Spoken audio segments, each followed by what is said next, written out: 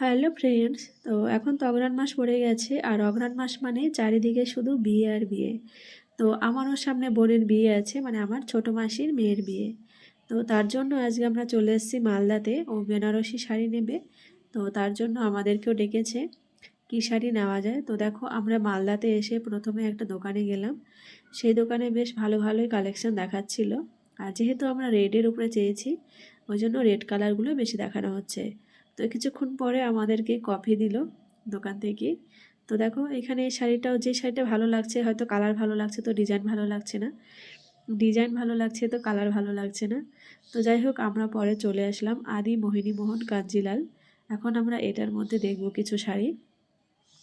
প্রথমে যে দোকানটা ঢুকেছিলাম ওখানে বেশ ভালোই ছিল শাড়িগুলো, কিন্তু লালটা মানে বেশি মনে হচ্ছিল, আমাদের অতটা পছন্দ হচ্ছিল না, কিন্তু বেশ ভালো ভালো ছিল। এখন আমরা এই দোকানে অনেক শাড়ি দেখছি, তো এখানেও সবই রেডের উপরে দেখাচ্ছে। তো লাস্টে যাই হোক, আমাদের একটা রেড কালার পছন্দ হয়ে গেল। তো এখন আমাদের আবার বরের জন্য ধুতি আর হচ্ছে পাঞ্জাবি নিতে হবে। তো এই পাঞ্জাবিটা পছন্দ হয়েছে, কিন্তু ধুতিটা কালারটা পছন্দ হয়নি। এমনি ডিজাইনটা ঠিকই আছে। যাই হোক, পরে আমার বোনও একটা শাড়ি নিয়েছে, যে শাড়িগুলো দেখালাম বেশ ভালো ছিল শাড়িগুলো। তো এখন আমরা এই দোকান থেকে শাড়ি নেওয়া কমপ্লিট হয়ে গেছে, এখন আমাদের ধুতি খুঁজতে যাওয়ার পালা। তো দেখো, এখন আমরা ওখান থেকে যাব ওড়না নিতে প্রথমে, তারপরে ওড়না নেওয়ার পর এখন হচ্ছে ধুতি খোঁজার পালা। আর বাজার তো মনে হয় শেষই হয় না, সেই আমরা সকালের দিকে বেরিয়েছি 11:30টার দিকে, এখন প্রায় সন্ধে হয়ে আসলো। অবশেষে চলে আসলাম আমরা পাঞ্জাবি মহলে। এখানে পাঞ্জাবি ধুতি দুটোই পাওয়া যাবে।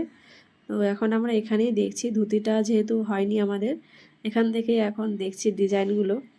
তো কালারের সঙ্গে মিলছে না, তারপরে যাই হোক খুঁজতে খুঁজতে একটা অবশেষে পাওয়া গেল। এখন নেওয়া হচ্ছে গামছা বোনের জন্য রেড কালারের উপরে। আর এটা হচ্ছে আমার মাসির ছেলে, আর কি ছোটো মাসির ছেলে।